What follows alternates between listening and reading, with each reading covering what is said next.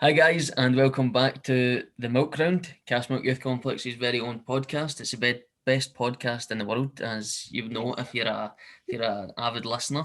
We bring this out every Thursday on our YouTube channel, which you're on just now. So if you can like our videos, check out the other episodes of the podcast, subscribe to our channel, and ring the bell for notifications. As you can see, we've got somebody different on here. It's not just Chris has had a shave. It's Kirsty. She's back to join us. Thanks very much for coming on again, Kirsty. Woo! You glad to be I'm back? so glad to be back. Definitely, man. Aye. I love the podcast. My fave.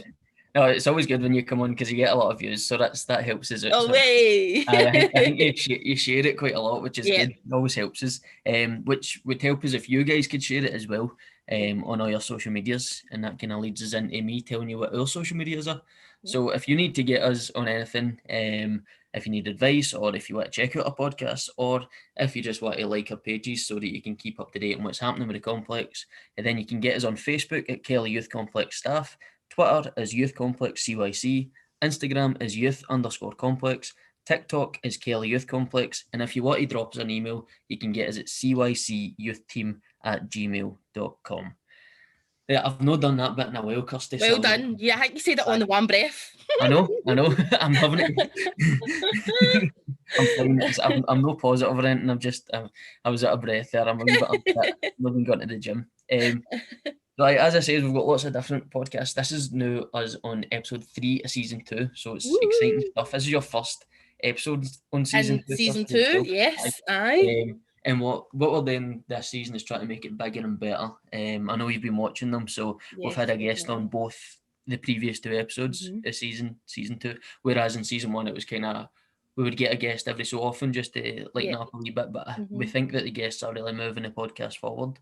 And last week we had a great guest on. It was James Toner, and I was just like, it was a weird one for me and Chris because we usually talk nonsense all the time and just keep talking, but it was good to just sit back and listen to James's story. And it must have been brilliant for somebody viewing it or listening to it as well. Kirsty, did you watch it? Aye? Yes, I did.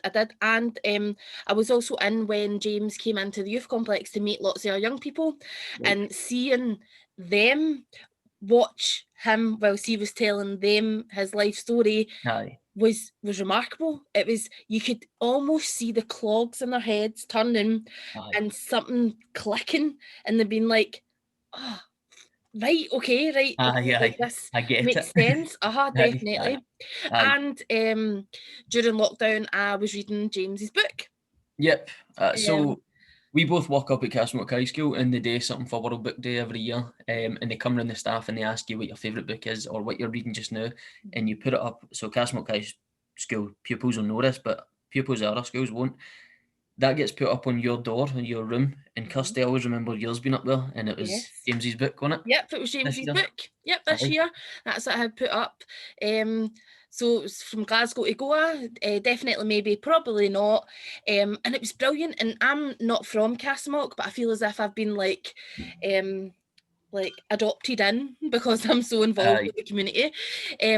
But hearing them talk, like I'm talking about specific parts of Castlemilk and like Bogany Flats that used to be there and things like that, and it's just great to kind of visualize it. And then you can put a picture together of Castlemilk and see what it was exactly like. Also, I'm not a big fan of reading, so this might link in with Dyslexic Awareness Week. I'm dyslexic and I don't like reading. It makes me tired, I lose concentration, and I get bored. And I seen the book and I was like, oh, it's quite thick, like I'm not really a fan, like but the way that he writes it, it's as if he's talking. And see, if you've listened to the podcast, you can hear his voice. So then when you read the book, you're hearing it in his voice. And it's brilliant. So it is, and it's really, really good. It's dead relaxed, and his story is remarkable, like crazy stuff. And it's amazing that he's turned his life around and is so involved in the community when definitely lots of his friends didn't. Or past acquaintances didn't. So hats off to him, definitely. Great episode for episode 2 of season 2. And if you want to get his book, sorry, that's what I was going to talk about. If you want to get his book, we have got the links on our YouTube channel for the episode last week, but also keep your eyes peeled, because Kirsty, what are we thinking of doing at the complex? We're thinking about doing a wee October week special. So if you share the podcast, whether that's on your Facebook, your Instagram, whatever, on YouTube, the more shares, the more chances you've got to win a surprise that's maybe linked. So, so keep your eyes posted. We're going to post about that maybe tonight or tomorrow. Aye, brilliant. So that was James Toner last week, so check that episode out. It's one you can't miss from the Milk Round. And also, Kirsty, you'll be pleased about this. Season 2 has started. Chris Ritchie comes out with a belt and that. It's up against Stacey, episode 1. It was up against James, episode 2. Eliminated 2-0 to the challengers. Yes! Now, I say at the start of this episode, season 2, we're bringing on a host every week. Now, we've got a really exciting host later as well this week, and it's a really exciting topic as well, so stay tuned for that. Yes. But you become the host this week, Kirsty, so you've got to bring it back to 2-1 for us. Oh, I thought we were going to ask our guest. Aye, so you're going to go against the guest. So that's been sprung upon. So for this week, well, you've been a host this is probably your 4th or 5th time now. It's probably about your 7th time, 6th or 7th time on the Milk Round, but this is your 3rd or 4th or 5th maybe time of hosting. So you're basically one of us. So you've got to fight for the hosts and make it 2-1. So right, okay. Pressure's on. I get away with it. And Richie will be watching, you know that? You know. And he'll be gunning for you if you don't do us proud. So that's what's to come later, as I say, is an exciting new guest and a brilliant topic we're going to cover, which we've been trying to cover for quite a while, but we'll explain that later on and explain how important it is that we've got the person that we do to discuss it later. So basically what we do now is talk about a wee bit of nice news. Now, I usually find the nice news online, like on BBC or on goodnews.com, and it's usually something maybe in Glasgow, but I'm finding more stuff is coming up from down south and all that, so I was kind of struggling. And then we had a wee discussion before the podcast, and there's some really exciting news you want to share and just say something to the community. So the last couple of years, I have walked in the Kilt Walk to raise money for the youth complex, and we've been honestly overwhelmed with the amount of money that was raised. So 2 years, was it 2 years? Last year? Yeah, last year I ran it, and the money that we raised, we were able to go and do our big water sports activity during summer, and that costed the young people absolutely nothing. We got them food. They got to do 3 or 4 activities on the water at what's that park called? Field Lock. And oh my god, it was the best. It was the highlight of the summer last year. It was amazing. And we got to use a big chunk of the money to get that big experience for them, and then some of the other money helped to go into other funds for the youth complex. Yep. So this year I raised money again, but obviously because of lockdown, I had to do it virtually. So that was a wee bit weird. And normally the guy that supports it, he gives you 50% on top of the money you've raised. But this year, because of lockdown, because he knew the extent of poverty that people were in, he gave us 100%. So basically he doubled our money. Aye, amazing. Which was outstanding, which was amazing. So and today I came home from work and my medal arrived. Champion. Yes. And I'm loving the tartan. Aye, that's nice. What colour is it? It's kind of like, my camera's a wee bit rubbish. The Commonwealth Games tartan? Yep. Aye. What is it? It's got red in there? Orange, white, and red, and blue. Oh, nice colours, Kirsty. Aye, really nice colours for you. Aye, that's why you like the tartan, innit? No, I'll just wear it that way, Rune. So I am well chuffed at receiving that. So thanks very much, guys. Aye, brilliant. Well done, and thank you to everybody that did help out with that. It's honestly a great help. And if you want to take part next year, and you want to take part as a team, because you can do it as a team, and you can do it depending on whatever length you want to do, but you could join as part of the youth complex team and raise money for the youth complex. Aye, which would be a massive help. And if you don't want to like walk slowly with me, you can just go ahead. You don't need to meet me there or anything. Because imagine listening to Kirsty for that long. Like, I struggle on the podcast and in work. So The cheek, the absolute cheek. That would get me running. That's a motivator. Aye, so that's our nice news this week, and I think that's really personal and quite special. So thank you again to everybody that helped out with that. So what we go on to next is, you've not done this in a couple of weeks, obviously, because you've not been on, but you've probably been watching and enjoying our wee segment of what's in my telly and what's in my belly. So since you're coming on as like new co-host, I've inducted you in. So basically, you're a host now. There's 3 hosts in a milk run now, and you're one. So I'll let you go first if that's all right with you. Fabulous. So what's in my telly is I was in isolation the last 2 weeks, so I'm just it. Luckily nobody's got any symptoms in it and that, so we're all good.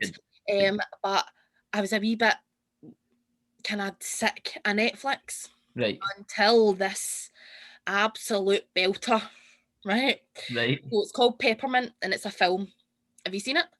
I've not seen it, no. No, right. So basically it's about this woman and her and her husband are kind of short for cash, right? And he ends up speaking to his pal about maybe doing a wee dodgy deal. Aye. But then he pulls out at the last minute. Right. But the drug cartel and the mafia that were involved knew that he was thinking about it. Right, okay. And they killed him. And they killed him and his daughter. So that's right at the beginning. Okay. And then the whole film is about how she tries to get them back, like tries to get back to the people that caused this.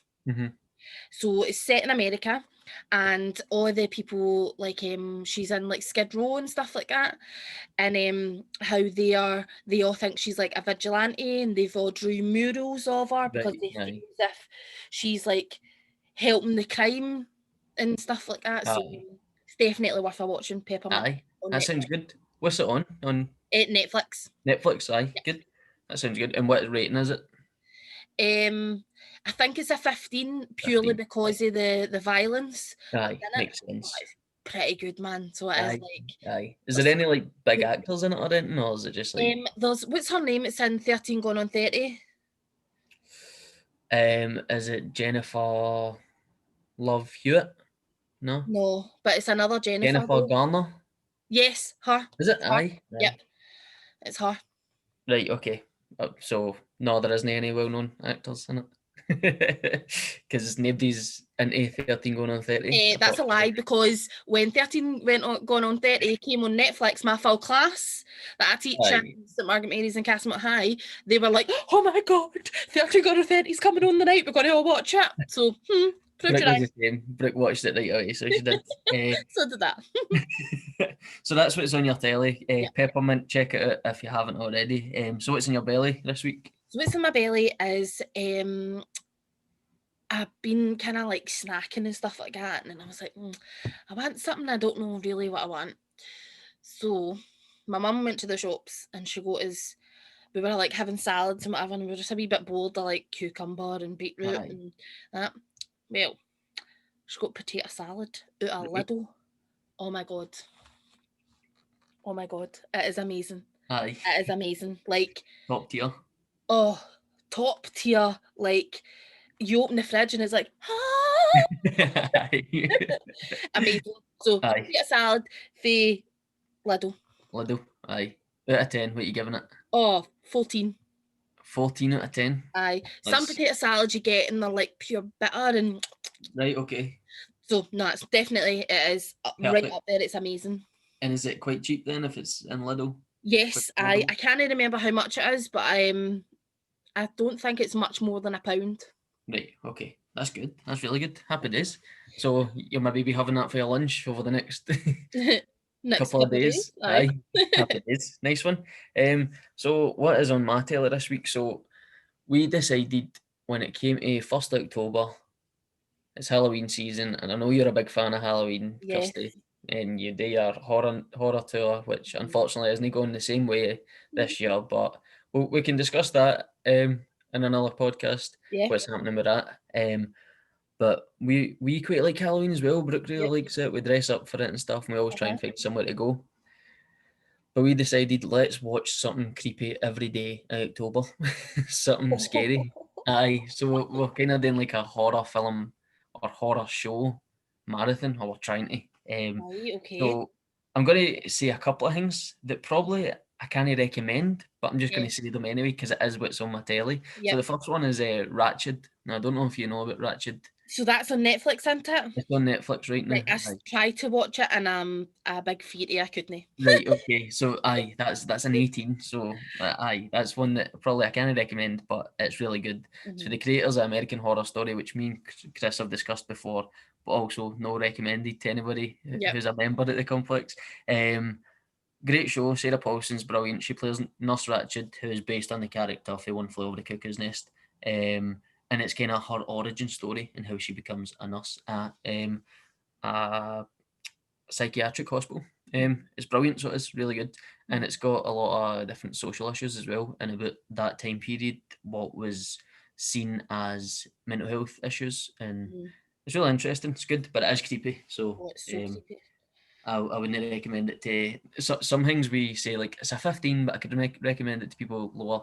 This is an 18, and I wouldn't recommend it if you're under 18. No, definitely not. Then we tried Ready or Not. Don't know if you've seen that one. That's a movie. No. It's on Now TV just now. And it's a woman gets married into a rich family, and they've made their money through games. Okay. And like board games or like gaming games? Board games. So she marries into the family, and they say at midnight you need to come downstairs and pick a card from this box, and you need to play that game. It's tradition. And she's like, okay, and you know what's coming because you've seen a clip at the start. But if you pick out hide and seek, she thinks it's really funny, and she thinks it's, I'm hide and seek in my wedding dress, that'll be fun. But no, the rest of the family get weapons, and if they believe that if they don't kill you by dawn, then they lose, and something bad happens to the family. But it's kind of a horror comedy, but I'd recommend that to you. I don't think any about what you just said that's funny. There is funny parts in it. There is. I know I like Halloween and I like scaring people. Aye. But I don't like scary films. I'm scared of Edward Scissorhands. I'm the biggest fairy ever. I just like scaring other people, and I do like every time when we do the horror tour, I need to go through. I run through with the lights on because I'm that scared. Terrified of your own scares. Yes, you know what's coming. Planned, like. You've written it out 2 weeks before. They're going to come up to the door at this time, and then you're still going through it like.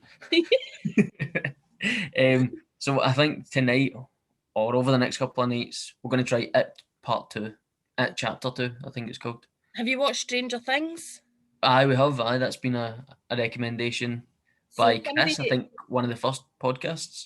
So somebody suggested that to me, so I started watching it.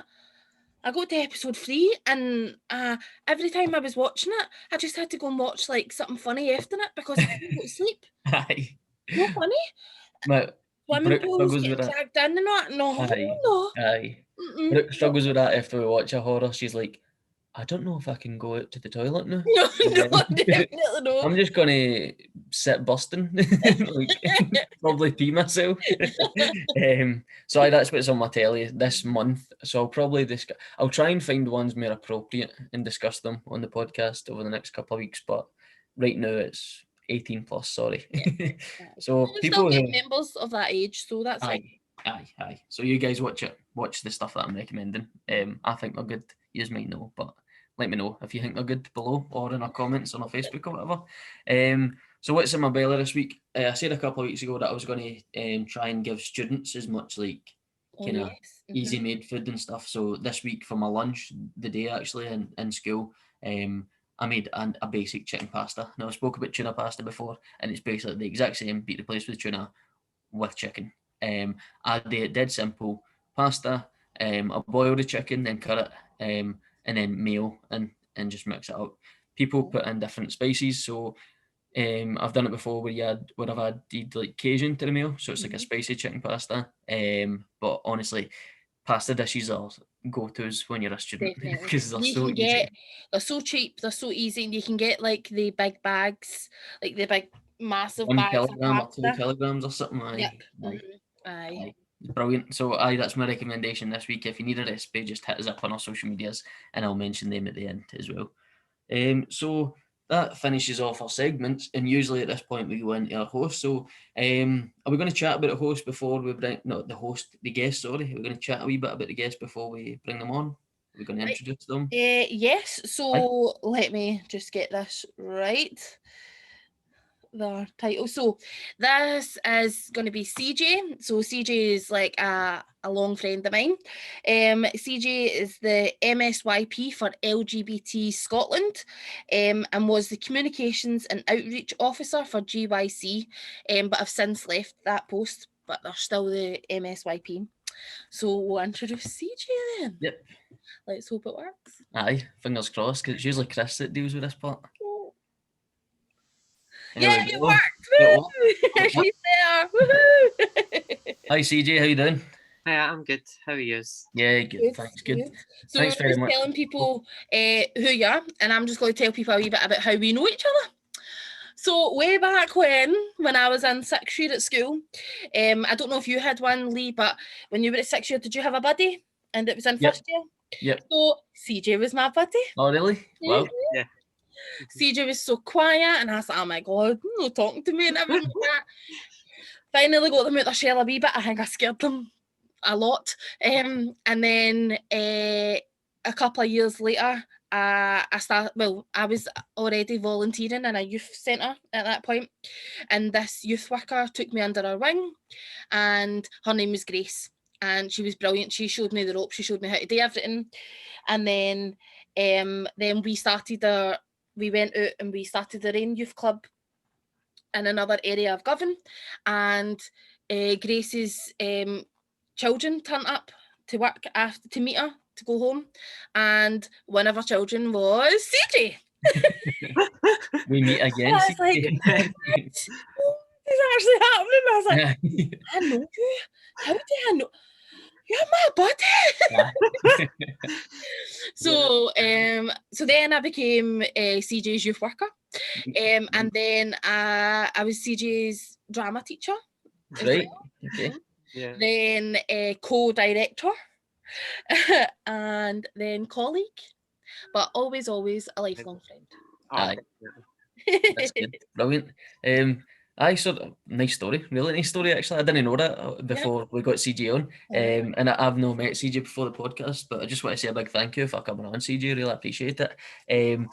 And we had a wee chat before we started recording, and I was just saying to you how this was a topic that we couldn't find the right person for, because this is a topic that some people could say it's quite sensitive as a social issue, and we'll just tell our viewers and listeners just now, we're going to be discussing LGBT issues, especially in young people, and I think if Chris and myself were to talk about it, we wouldn't be hitting all the right bullet points and saying the right things, and I feel like we need to get somebody who's really knowledgeable on the topic and on the social issue. And when your name was suggested for being the MSYP for LGBT Youth Scotland, we were just like, yes, that's a person that we definitely need on, because you're going to have so much knowledge on it, and you're going to have so much knowledge on issues that young people in that category face, and we're going to discuss them just now, if that's okay with you, C-Jay. But absolutely.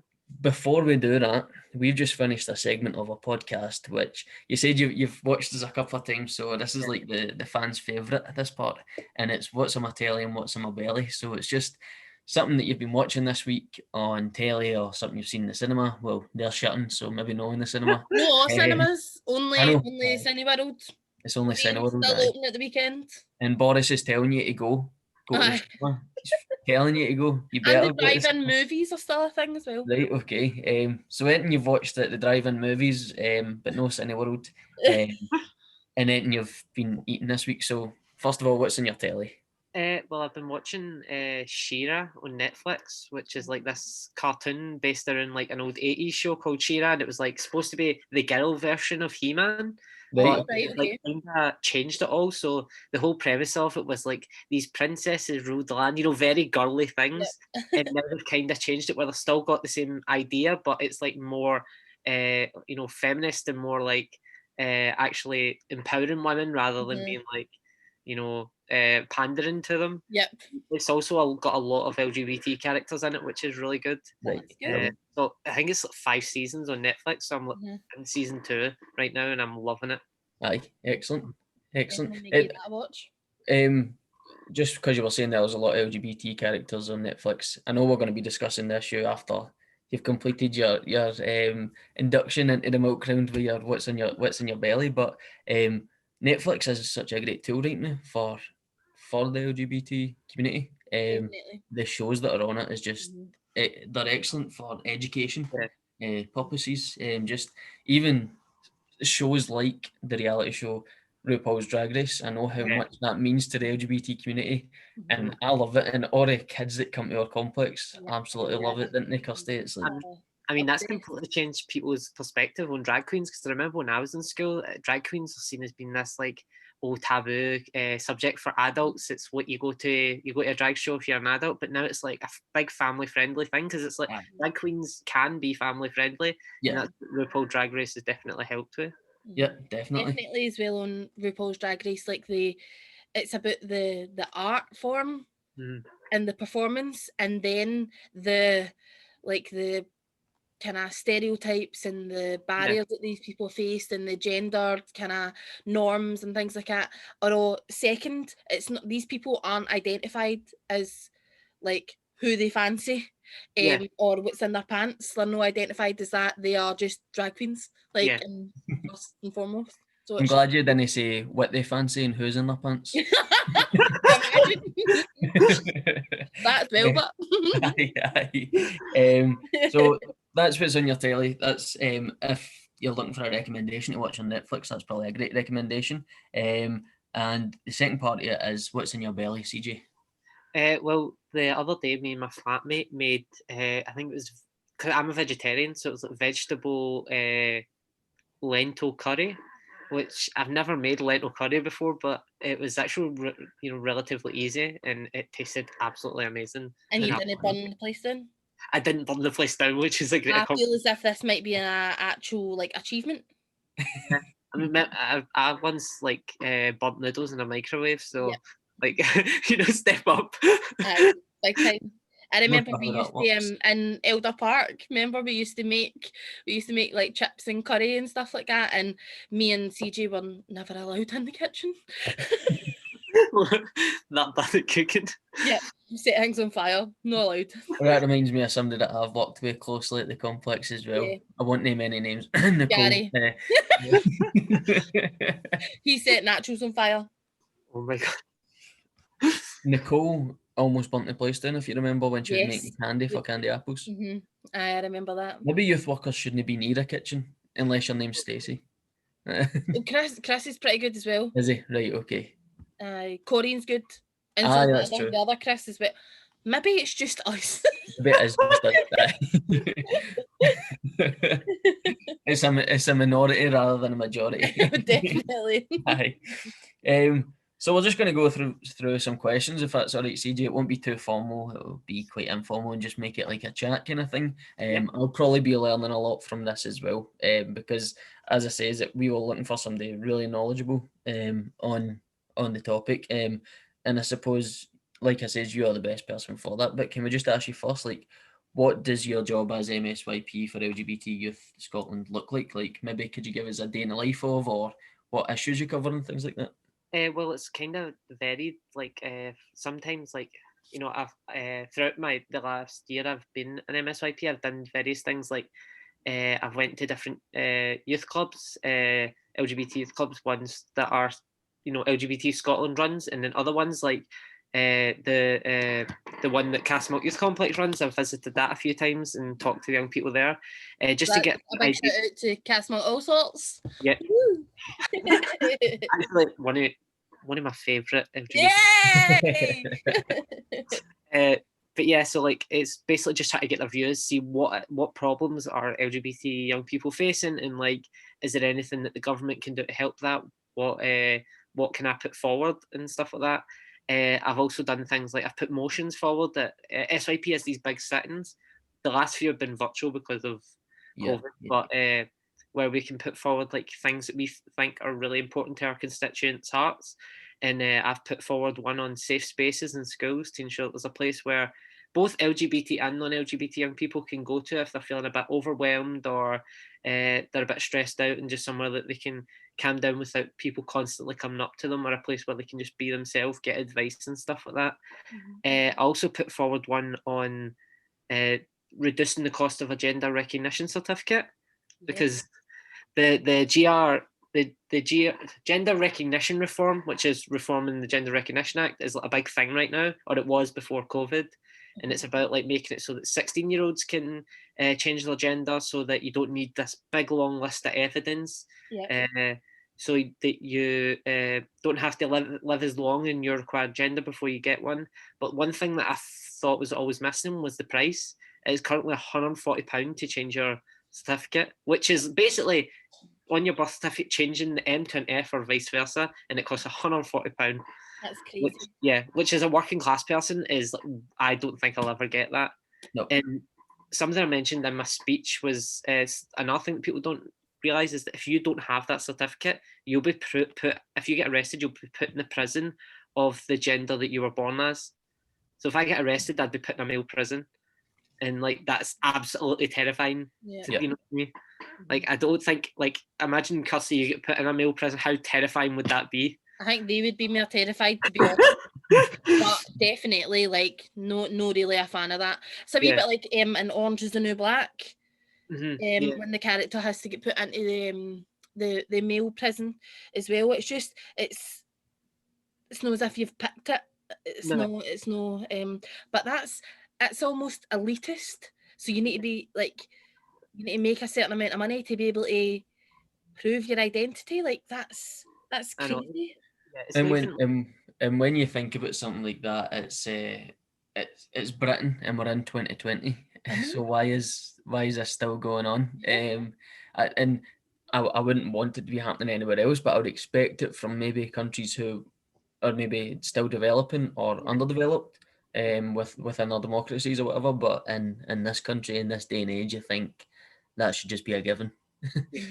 Definitely, it's crazy. Like £140. Like I don't even get where the prices come from, because I get, you know, when you're sending in those forms, there's admin fees and all that, but like usually it's about £10-20, not like 140. But yeah, so that was why I put that forward, just because no one else was really talking about it, and I was like, why is no one talking about this? Definitely. So that's like great work that you do. I've no met you before, so I don't know the work you do, but hearing that is amazing. I'm sure our viewers and listeners will really be amazed by what you do and how you help so many people in the community. But when we're talking about this, we're always saying LGBT. Mm-hmm. The LGBT community is bigger than just LGBT, isn't it? Mm-hmm. Yeah. In Scotland right now, we're constantly using the term LGBT. So some people use LGBTQI+. Can you just give us a wee insight into what all these letters mean and what you think, what your opinion is of using what term we should use for the community? Well, in terms of the term, like, I think as long as you're somehow including everyone by using that plus, it doesn't matter. Like, you could just say LGBT plus, that's absolutely fine. I personally use LGBTQ plus, but LGBTIQ plus or LGBTQI plus, as long as you have that plus, that's saying and there's others. But if you just use LGBT without the plus, then you're missing out on all these other ones. Like, you know, you have, you know, the lesbian, bisexual, gay, trans, but then, you know, the Q is queer, which is, I think, you know, is obviously a word that was very negative to the LGBT community. It was used as a slur, but like, you know, LGBT people have taken that back, and I sometimes identify as queer. It just basically is an umbrella term for not straight. Yeah. Like, I had a time last year where I sort of realised that I don't think I was bi and I was actual gay. I was actual lesbian. So like, for that like sort of in between period, I just identified as queer, because it was like, I just know I'm not straight. I don't know what I am, but I know I'm not straight. And then like A stands for both aromantic and asexual.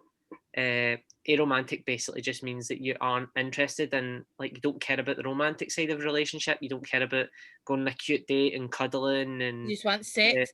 Yeah, that's it. And then asexual is like the opposite, where you are all about that romantic side of it. You like cuddling on the couch, you know, lying in bed together, going on romantic dates, but you just don't really care about sex. It doesn't mean that you don't want it necessarily. Like some people still would have sex and will when they get comfortable with a partner, but they just don't like want it like other people do. They don't like need it. Right. Yeah. And I think the other one, like there's so many, but the other important one is intersex, which some people I think don't really associate with LGBT community because it's very confusing. Some people don't think trans should be in the LGBT community because it's a very different thing, and same with intersex. But basically, intersex is a very complicated topic. I think I'm probably wrong with this. Intersex is not my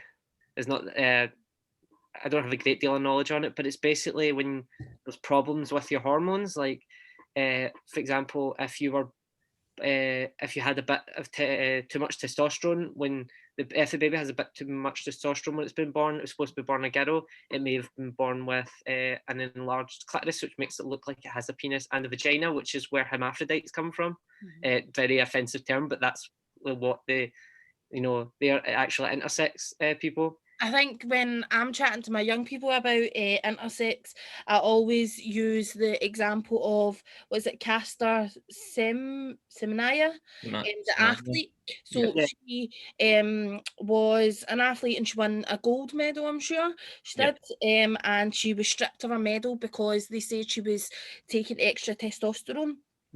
And she's like, no, isn't it? Like, he's my medal back. Like, what is actually happening here? So she went for a private test from her own doctor, and they had noticed that she did have increased levels of testosterone, but she's like, I know I've not been taking it. So they did more investigating and they found out that she actually had a testicle inside her. So doesn't stop her reproduction or anything. That just meant that she was like producing more testosterone, and that is what intersex is. I've seen like a few things like this. People don't know they're intersex, like sometimes ever, and it's like stuff like that. You know, there's been men who have been born with ovaries, or women who have been born with a testicle, and it's just like mix-ups with sort of with hormones. It's kind of similar to like transgender in terms of some transgender people were like had too much of the other hormone and that's why they've been born a bit differently, why they've been born in the wrong body, so to speak. So like it's kind of similar in that way, to do with like hormones in your body and that. I think as well when a baby is born with outside both genders, if you see what I mean, like where there's the doctor makes the decision, can I make a penis out of that, or can I make a vagina out of that? And what's going to make them be able to like live a normal life, as in will they be able to go to the toilet, and what are they going to, what looks more like one or whatever, and they make that decision. So there's lots of conversations about what's right in that. The doctors deciding, but because it is easier to have the surgery at a younger age, but at the same time, you're not taking into account what does that child want when they grow up. Like, what about if you decide I'm going to turn that into a penis, and then as they get older, they're like, I don't feel like I'm a boy, I feel like I'm a girl. And then then you have to go through that operation again, basically, and it's it can be quite detrimental. So it's like, what is the best thing? Is it best just waiting and leaving them how they are? But then they might, grow up to be bullied or whatever. So it's like, it is a big. And there might be complications as well because they don't have fully formed either part. So, like, kind of normal puberty could be delayed and kind of problematic because they haven't decided if they're having a penis or vagina. Like, and I think like it is a hard thing because everyone's still learning about it. Not only people who aren't educated slightly on the topic, even people who are the highest educated on the topic are still learning about it. And I think that's why your job as an MSYP is so important in what you do and what kind of the youth groups that you go to and who you visit, what they do as well on educating not only the people from the community but people out with the community as well. it's just really, really great work, and I'm learning so much just now as well, just sitting on this podcast, and I hope that the people who are watching or listening to the Milk Round this week will be learning so much as well. Yeah, that's the thing, is like I'm learning from people before like meeting so many LGBT people. I didn't really grasp what asexual was, or like demisexual was always something I thought was like very, like at the start I was like, why is this a sexuality? Which basically demisexual is you're asexual until you find a person you really connect with, and then you gain romantic sexual feelings for them. But up until then, it's just romantic. So like that was something I didn't really know was a thing, and that now I'm like more sort of, knowledgeable of it. Same with asexual. I didn't realize that asexual meant that you could have sex, but you just don't really urge for it. You don't really care either way. So like I'm still learning stuff as well from meeting all these people. I never knew that, so you've educated me. Okay. So what we're going to do now is I'm going to share my screen, and we're going to chat about the genderbread person, just because I think it's quite a good kind of explanation for people that are listening or watching. And what we'll do is, if you're just listening just now, we're going to put it on our social media, the picture anyway, for us to discuss what is happening. So let's see if I can. Right, can you see it? Yep, we can see it now. Right, fabulous. Right, so basically there's gender identity, gender expression, and sex. Yes, that one. I can see that. Thanks. You're welcome. Identity is what you identify as. Expression is how you act, and sex is what's in your pants. Yeah. And then there's attraction as well, but we'll not talk about attraction just yet. We'll chat about the others. So you could identify as, so I'll talk about myself, right? So I identify as a woman. My expression, some would say sometimes masculine, but mainly feminine. And my sex is feminine, female, woman. So then if you were chatting about maybe your stereotypical gay man, so they identify as a man, they don't want to be a girl, they might dress up as a drag queen, but they don't want to be a girl.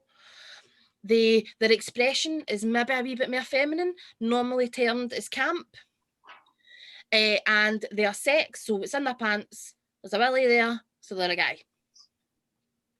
So then there's lots of chat about, just because you have your sex is in your pants doesn't mean that you can't identify as something. So just because you don't have a willy doesn't mean you can't identify as a guy.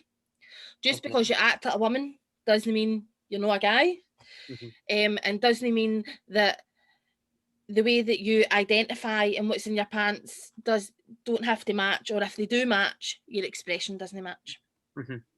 So let's take RuPaul, for example. Yeah. Right? So RuPaul identifies as a man. Got better skincare and makeup skills than me. Expression is, would say, is maybe more feminine. Especially feminine when he's in drag. He identifies as him and he.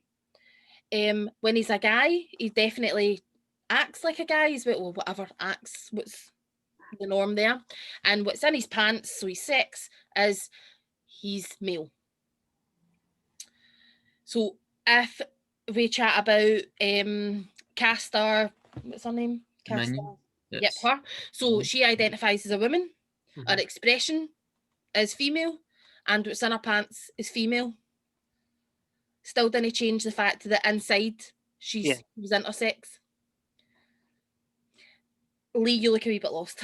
I totally understand it. I am getting it. So Lee, do you want to tell us on the genderbread person, you?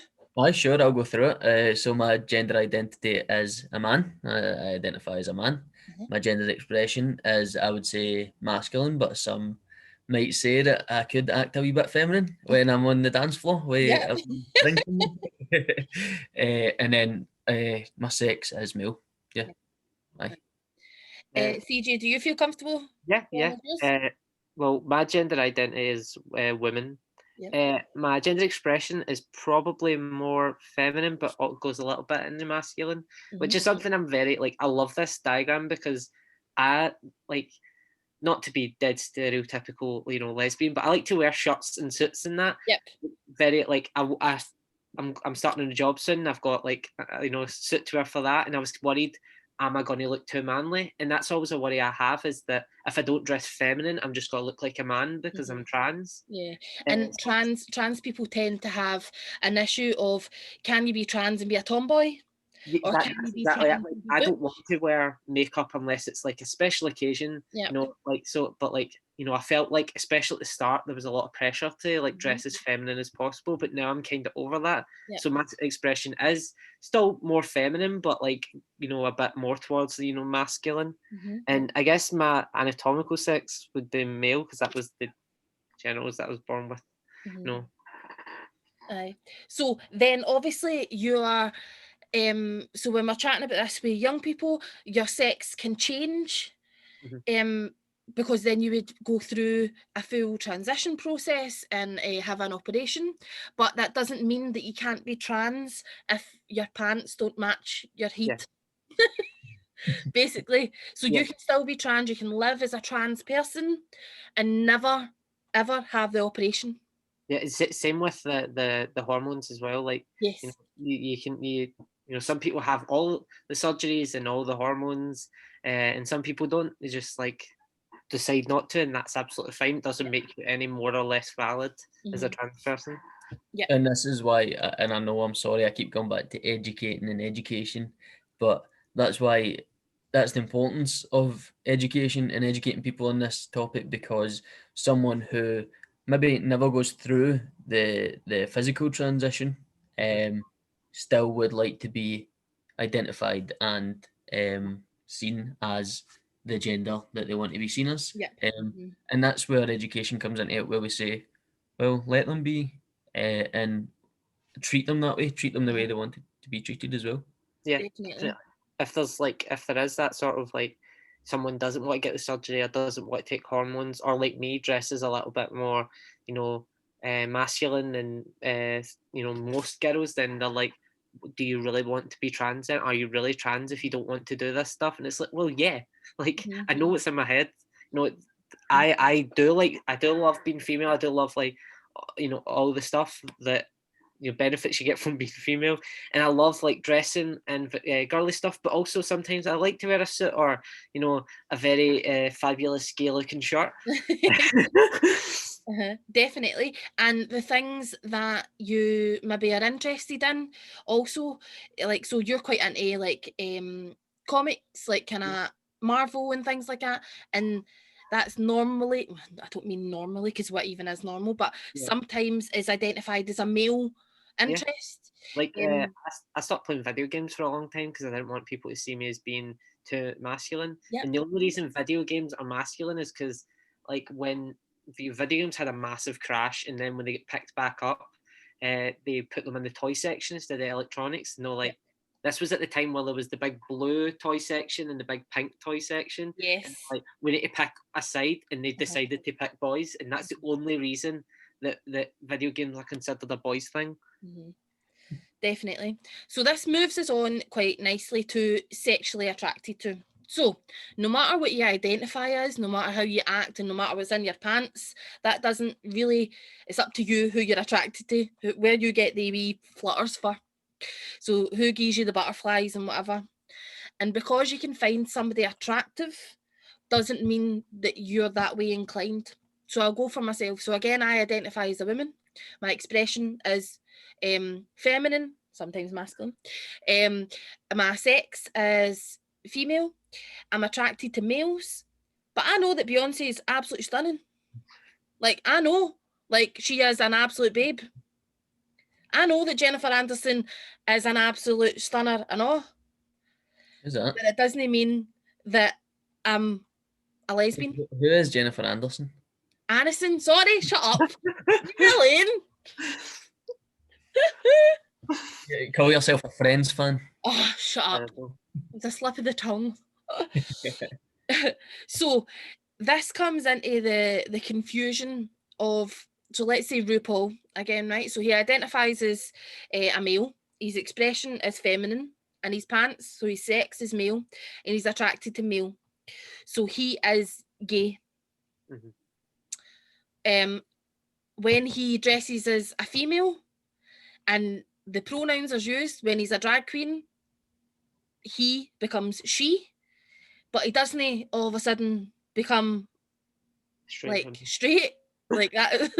That doesn't change, like, or anything like that. So the bit that's always confusing when I'm chatting to young people about, so C-Jay, keep me right, if someone is trans and they're attracted to the same gender, then they would be gay. They're gay, yes, because what they identify as. But the type of sex that they would be having potentially isn't gay sex. Yeah. Yes. So then I think that's where young people get confused. Yeah. Because they want it to be just straight up like a yes or a no, or a they do or they don't. And the explanation that way. So I think that's as clear as mud. Wait, yeah, the sort of attraction thing is like, you know, especially for trans people, it's dead. Like, people get confused by it. Like, when I say that I'm gay, people are like, they get, wait, what do you mean gay? Who do you like? And I'm like, I like women. They're like, why did you transition then if you were a guy before? And I'm like, because I wanted to be a woman. Had nothing to do with who I liked. I just wanted to be a woman. That was, you know, the way I was born. And just so happens I like women. Yeah, and you didn't transition because it's easier for you to get lassies because you're a lassie, because you're sharing the same toilet, and you can be like, oh, let me see your makeup, let me kiss you. It's not about that. It's definitely not about that. It's because you didn't. That's who you fancy, and what you identify as is completely different. Like, there's lots of 13-year-old boys watching this now, like, oh, isn't it that easy? All right. Yeah, I'm gonna take my mum's high heels off then. Definitely. In terms of sexually attractive versus romantically attracted, I can even speak for how those two are different. Like, I've been romantically attracted to both guys and girls. I was this time last year I was going out with a guy for like 4 weeks, and that was when I thought I was bi, and then I sort of realized I'm romantically attracted to this guy. I am not sexually attracted at all. Like, I am not sexually attracted to guys at all. Actually, like, still trying to work this out in my head, but I'm not even sure if I'm attracted to women anymore. Like, romantically, yes, like, I find women attractive and I think they're great, but like, I just don't know if I'm interested in sex. It's something I'm still working out, and I'm not labeling myself as anything until, like, I'm still labeling myself as lesbian until I work out like what it is. But I don't know if I'm asexual, or I don't know if I'm demisexual. I don't even. It's quite fluid. Yeah, even I'm got to expose myself a little bit. I'm a virgin, so I don't know if I just need to, maybe, like, once I have sex, I'll become more interested in it. But at the moment, I just don't care about it. And so, like, I am like still a bit confused about my sexuality, and that's absolutely fine. Yep, like, definitely, it's definitely fine. And the fact that some, like, you can be, I find that sometimes when young people are transitioning, they don't know who they are. Well, adults as well for transitioning. They don't know if they romantically like them or sexually. Like, so they romantically are attracted to them because that person's been supportive during their transition. And that's a really good friendship. And sometimes people, and especially young people, find it difficult to differentiate between a friendship and somebody being supportive in a relationship. But they also, if they are transitioning to that gender and they want to see their willy, and they want to see their noonie, and they want to see their boobs, they're like, well, I'm sexually attracted to them. Are you? Or do you just want to see them because that's what you want? Or you don't want it and you just want to clarify that you don't want it as well. So there's lots to kind of incorporate when they're having that conversation. And sorry. No, on you go. There's also this whole debate about, like, you know, like, for example, like, lesbians, can they date male, female, trans women? Is that, like, weird is it bad for them to turn it down? And, you know, I don't speak for every trans person, but to me, I think that it purely depends on, like, you know, you can be attracted, like, someone can look at me and be attracted to me as a female and be like, I am attracted to you, but, like, you know, if I decided to not change, you know, my downstairs area, that person can't suddenly make themselves attracted to penises. Yes. You know what I mean? So like for me, like if a trans person asks you out, yeah, don't ask them about their, you know, downstairs, because that's quite inappropriate. But like, yeah, that's perfectly fine. If that person isn't going to get surgery and you're not attracted to penises, or vice versa, then that's absolutely fine. Like, you know, that's not being transphobic. That's just what you're attracted to. Yeah. But if you are like, for example, lesbian, and then there's someone like me who has had the whole transition, and you're like, no, sorry, I don't date transgender people, that's more into the terms of being like transphobic. Definitely. Can I just go back? I'm going to stop sharing this so that we can see us a wee bit bigger. Is that all right? Aye. And can I just go back to a point that you made, C-Jay, and you used the word label, and so there's a lot of labelling within the LGBT plus community, and it can be a really good thing, because labelling can be an empowerment in what you identify as and what you want to be known as, and that's great. That is excellent. But I would also say to young people who are maybe struggling with their identity, don't worry about labels. Yeah. Don't worry about the term and what category you fall under, because C-Jay, as you says earlier, you're still figuring yourself out, and I don't know what age you are. Sorry, what age are you? 25. 25. Mm-hmm. Wait, you're 25 now? Yeah. Oh my God, C-Jay. You're old. You've got to remember this. No, I know. Yeah, like 100% fine to work at, like, continue to work at who you are, like, and if you want to give yourself a temporary label, like, you know, I identified myself as bi for so long, and turns out I wasn't. That's absolutely fine. If you want to change your mind, that's fine. It annoys me with, like, you know, LGBT people want to kind of get rid of labels for a long time, and then like the more you know, cis you know, straight people are like, no, we need labels, like we only know what's happening if we didn't have it. And it's like, okay, we get that, so like here's all our labels, and like, that's too many. And it's like, well, can you know, like, pick one, you want labels or not? Definitely. Like that didn't want a new thing. Like I was talking to like some people about like what asexuality and demisexuality is, and there's too many things now. They're just adding stuff for the fun of it, and it's like, no, they're just expressing who they are. And like, it's always been there. Yeah, it's not as if like we're plucking things out there fresh air, like to be like, I'm just gonna make this up. It's not. It's always been there, and there's now a name for it, or there's maybe always been a name for it, but it's maybe not been as aware. Yeah. So we're raising awareness, and I think that's what's really important about this podcast, is we are raising awareness. Yeah. And just going off the back of that, as we're saying about like it could maybe become divisive. That's what's so important about the annual celebration of the LGBT community, and that is Pride. So for those that don't know about Pride, could you just fill them in, if that's okay, C-Jay? Well, yeah. Well, basically, Pride started like, I can't even remember what day when it was, but like it was basically, there was a pub called the Stonewall pub, and that was like a big LGBT hotspot, and like you know, a lot of pubs sort of get hit. LGBT pubs get hit, you know, by different police, you know, arresting them and stuff like that, kicking them up, breaking out the pubs. And when Stonewall get attacked, that when that get like raided, people just thought enough's enough. Like, we are done like being kicked around for just being who we are. And oh my God, I can't remember the person's name, but I'm going to search it because it's going to bother me if I can't remember.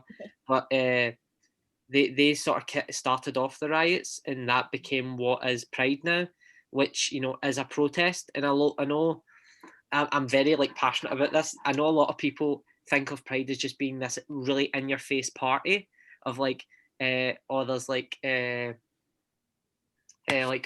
like big rainbow flags and people running about in short shorts and like, you know, blowing whistles in your face and being, you know, all gay and like, just don't push it in my face. Like, but like, the thing is, Pride is like, it is a celebration because of what we've achieved. Like, you know, actual being able to be legal, which is funny for a person to say that I am now legally allowed to be me. Yes. But to being able to marry who you want, to being able to change your gender, to being able to talk about it in schools, the Section 20, I think it's Section 28 repeal, which was that you weren't allowed to mention it in schools, and then that got repealed. So that we're celebrating all of these things, but like, as well as being that big celebration, Pride is also a protest still. Like, it still is. You know, you see people with signs, and I was going to hold up signs at this year's protest because there's a lot of things that I was passionate about, but like obviously that didn't happen this year.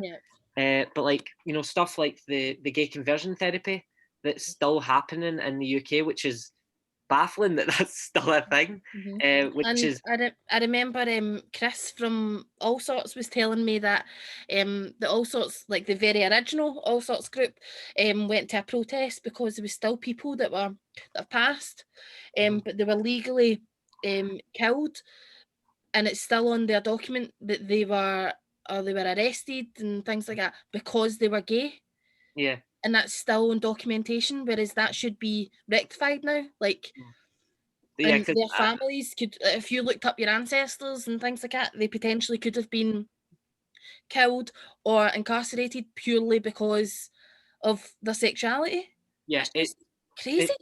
It's mental, and they only did that not that long ago, because like I know Alan Turing, who is like this big, like he was a big code breaker in World War II, and he done a lot for the United Kingdom, like for the war, and then like not many years later he was chemically castrated and arrested for being gay, and like he was only officially pardoned like 5 years ago maybe. Yep. Sorry, I just researched out the person. It's Marsha P. Johnson. She was the person who, you know, led the Stonewall riots. But yeah, and like we still have lots of other things to protest. So I was saying the gender recognition reform, making it easier for, you know, people to transition in that. And also, one thing I forgot about the reform is that to make non-binary an option. Yes. Because technically, if you're non-binary, you're not a person because you can't tick that box. So that was one thing they were trying to fight for. And then also, I know a lot of people, especially down south in England, were trying to make it so that transgender people couldn't enter the bathroom of their choice. So, like, you know, I think it get put on hold because of COVID, but there was a legislation they were trying to pass to stop, you know, people. That's crazy. Yeah. So I was, if Pride was happening, I was going to hold up a sign that says, "I just want to pee." Because that's the thing, like the actives, this big thing that we're going to, like, people are transitioning so that they can attack women in toilets, but like all we want to do when we go to the toilet is pee. Aye. Or have a conversation. Yeah. Like in the toilet. Also, the toilet is savage anyway. Like, I don't need a guy in there to start a fight. I start fighting with a mirror and somebody's queue jumped and I'm holding in a pee. Like, that's just crazy. It's just craziness. So it is. It's madness. So what happened with Pride this year? Was there anything that went on for Glasgow Pride this year? I think there's a Facebook page called what was it? It's like, I can't remember what it's called, but it's something to do with like karaoke and like, you know, I think Chris is like one of the people that help, you know, but it's basically where they have people sing on it. So I think for Pride they had a special thing where they got like people to like live stream themselves singing, like with, you know, Pride flags and all that, and lots of people joined in, you know, live streaming themselves singing different songs. I think, you know, songs to do with Pride. And they had a few people speaking at it, like recording videos and speaking about their experiences. I was one of those people. I got to like send in a video to get posted in the group. Amazing. So do you still have that video? I think so. I think it's on my phone somewhere. Or if you do you want to send it to us and we can put it on our socials? Yeah, definitely. Amazing. Yes. Excellent. We're always looking to update our social medias and especially our YouTube. We'll try to get better. Aye, that's brilliant. I went to a Pride in, I didn't go to a Pride, I went to Rome, and when we walked out on like our first day, Rome Pride was on that day, and it was incredible. So it was one of the funnest like experiences I've had. Like, just everybody was so happy and so friendly, and we were welcomed. Like, me and Brooke, we were just there. We didn't know what was going on, so we were there to go to Rome and see all the sights and all that. And then as we were walking back to our apartment, we ended up in this big march with so many other people, like mostly Italian, but we probably stood out like a sore thumb as well because we'd have been pale white next to all these tanned Mediterranean. With like a squashy tan, like. But it was excellent. So it was like all the people were so welcoming, and I loved it. So that's the thing, like, you know, anyone's welcome to it, as long as you're not like, you know, spewing hate. Like they'll welcome like allies as well, and you know, anyone's welcome, because it just shows, like, that's the thing about that I love about Pride, is that, you know, you spend so much of your life growing up thinking you're alone. Like, I know for me, I didn't know what being transgender was, because I went to a Catholic school where they didn't teach you about anything to do with LGBT. So like, avoid sex. You're a sexual die. That was basically it. We both went to the same school, obviously, if I was his buddy. But when we went to a youth club, that's where we got our sexual health kind of information.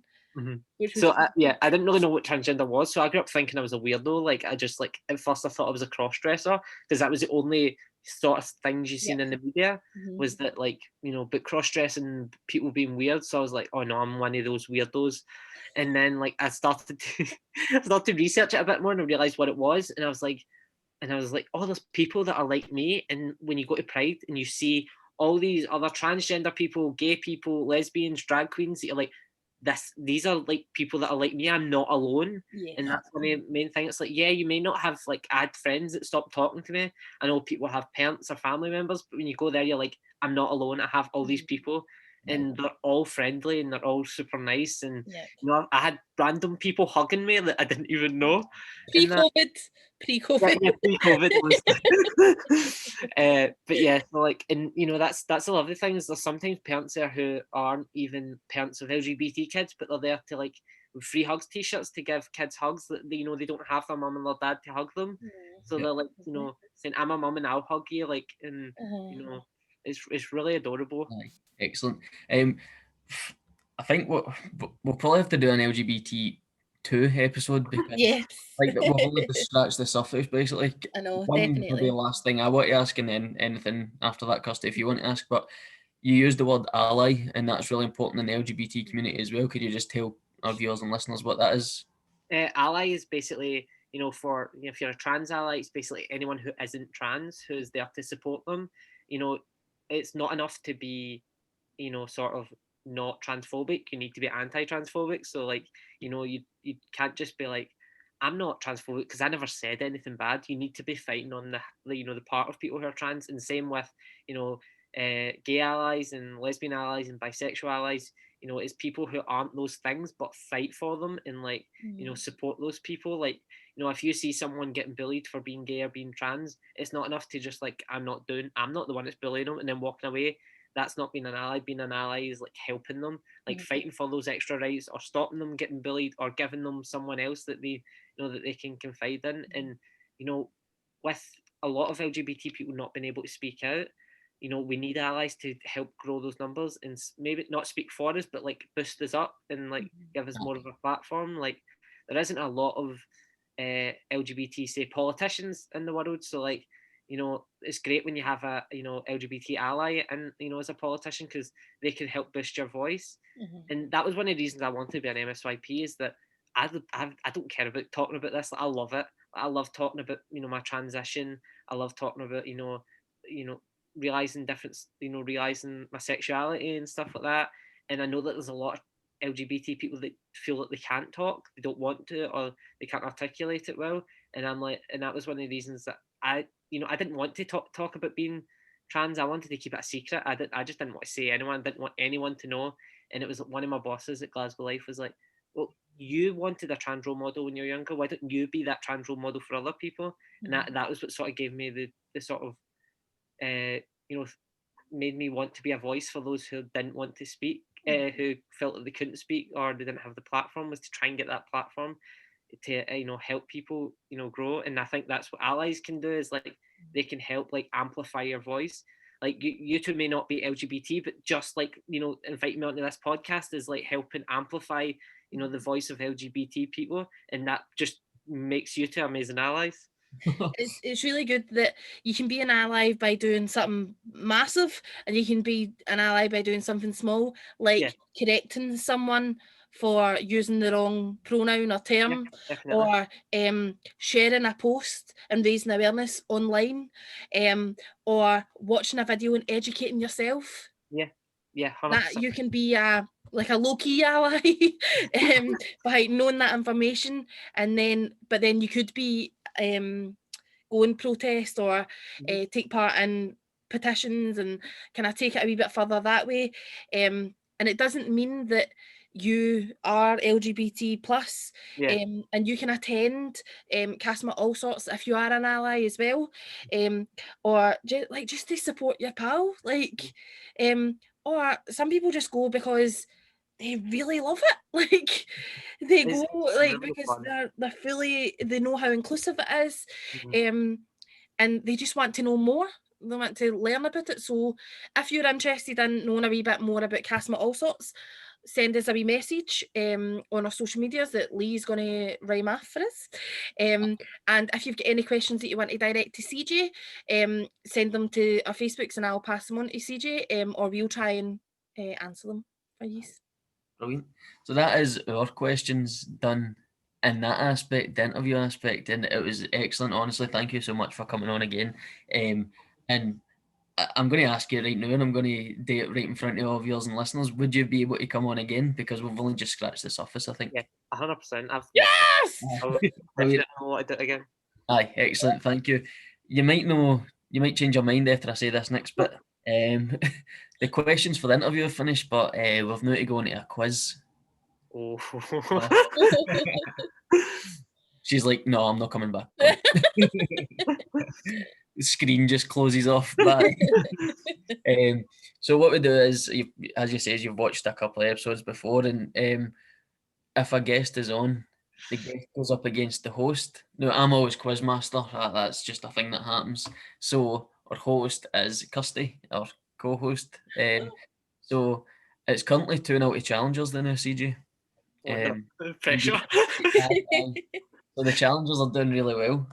Normally I'm a challenger, but I've went to the dark side, C-Jay. No, the light side. The light side. So I've got this quiz and it is on famous families. Oh man, I'm rubbish with names. Yeah. So these are real and fictional. Oh, right, okay. Okay. So C-Jay, would you like to go first or second since you're the challenger? I'll go first. Go first. I'll put the pressure on, okay? You ready? Yes. Question 1. Who is Denise's husband in the show The Royal Family? Frank. Frank, C-Jay. No. Take it you don't watch it? No, I don't. Kirsty, have you got a steal? I don't watch it either. Billy? Ah, nah. You're gone for the right kind of names. It's Dave. Oh. Aye. Right, Kirsty, this one's for you. What are the two family surnames of the main characters, Gavin and Stacey?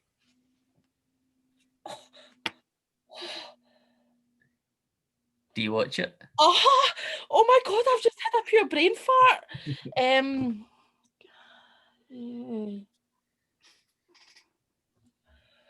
Oh my god.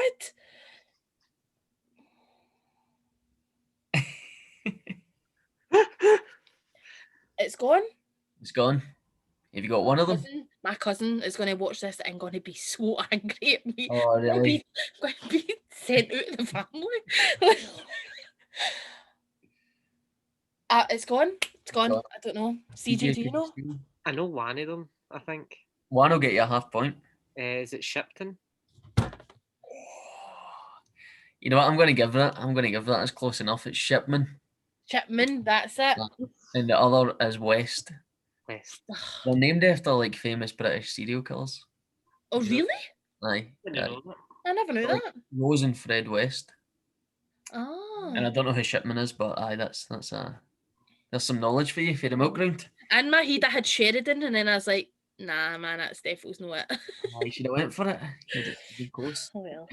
So a 0.5 to C-Jay. And your next question is for you, C-Jay. So what is the first name of Homer Simpson's brother? Herb. Oh, big Simpsons fan. 1.5. Well done.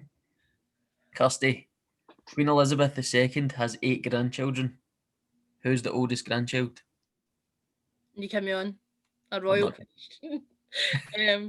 Who's the oldest grandchild? Aye. George.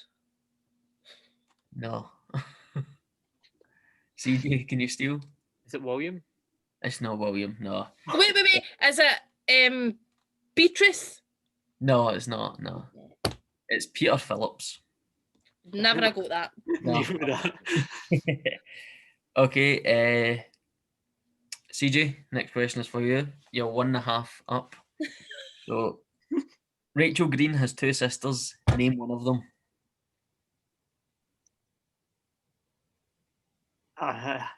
Betty, I don't know. Betty's incorrect. So we're going to pass it over to Kirsty. No, she's not getting done by another friend. A friend's question, Kirsty. Oh, I know. If you've seen on our posts, a big sign of dyslexia is short-term memory loss. No, I'm not having that. No. I have dyslexia too, Kirsty. I know.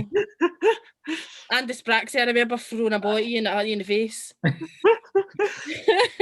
You only have to give me one of the sisters. I think you're sabotaging the hosts this week. Claire? No. Amy? Oh my God! And Jill? I was thinking Amy's what she keeps calling Emma. Oh, right, okay. No. That's one of her sisters. Yeah, Dumpling. Damn it. What's the other sister called? Jill. Killing the hosts here. Killing it. The milk round might just go off here. DJ, you can take over for now, alright? You, James, Toner and Stacey can just start a podcast together. So the next one, I'm going to give you children of, and you have to say who they're the children of, the 2 people who are their parents, okay? So, CJ, Maddox, Knox, and Vivian. Why does that sound so familiar? It's named David Goffin anyway.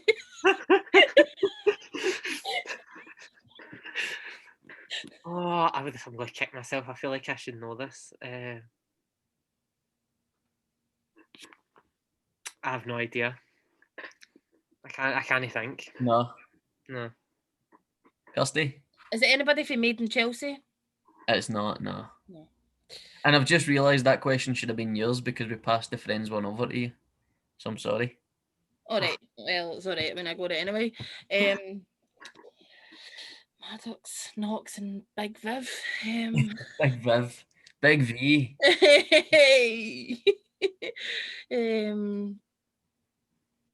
Have you got anything?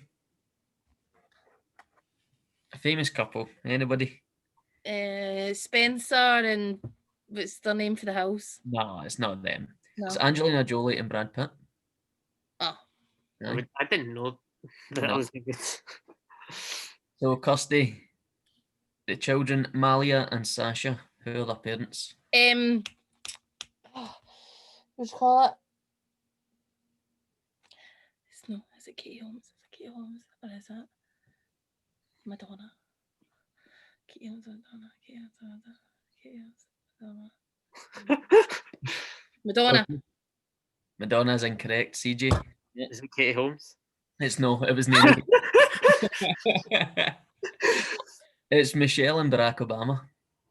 Oh. What's Madonna's Wayne's names? They could come up, so I'm not going to tell you. Alright, okay. Okay, CJ. Dave, Linda, and Marty. George McFly and oh my God, what's her name? I'm going to kick myself.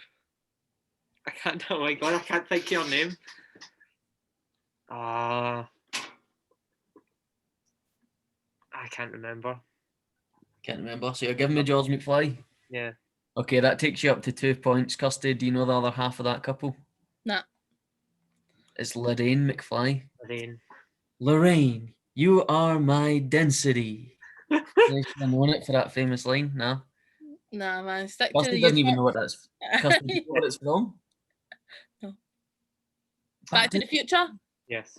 So letting me down here. Okay, so it's 2-0. So you've basically got to get the next 2, Kirsty. You've got to steal one of CJ's. So Tallulah, Scout, and Rumour. That face looks like a face someone who's got the answer. Lola? Tallulah, Scout and Rumour.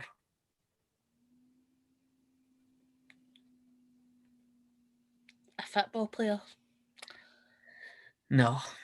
C-Jay, do you know it? Madonna. No, it's Demi Moore and Bruce Willis. Celebrities have the weirdest names for their names.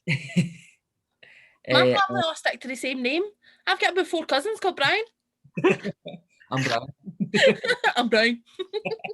No, I'm Brian. Do you hear more nicknames? Like we have James. But it's what is it? Big Brian, wee Brian, Zilla Brian. we have Brian had a Wayne called Brian, and then Dave got a Wayne called Brian.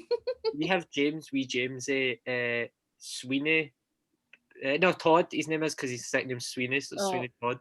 And then we have Tweenie as well. So it's like we all just have nicknames. Is any of them called just James?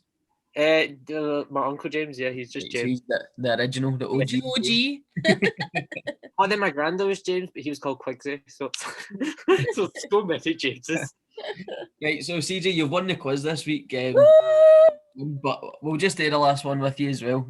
Judy and Elroy are the children of who? Why does that sound familiar? Judy and Elroy?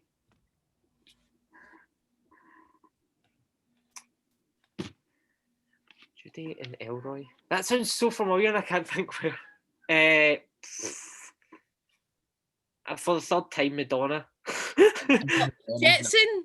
No, Kirsty, I'm not accepting it because you've just looked at your phone and you know you've cheated again. This is the third or fourth time you've cheated. I've watched you that full time. I knew you were doing it. Can you see?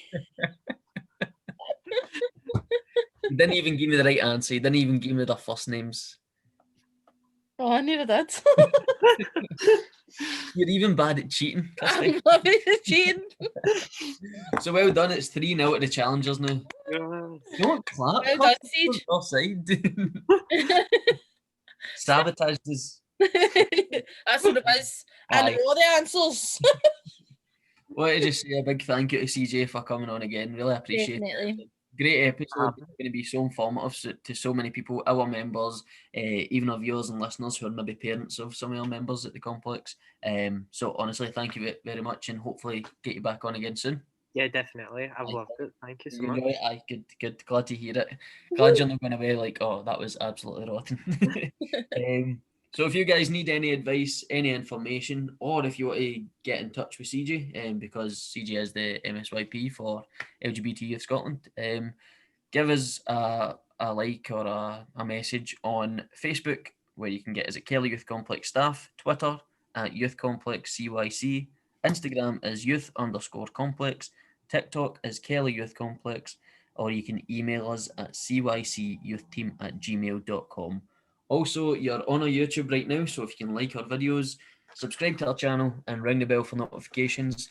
This will be on a Thursday night, so we look forward to seeing you next Thursday on the Milk Round. So thanks for watching, everybody, and we'll see you next time. Cheers. Bye-bye. Bye. Bye.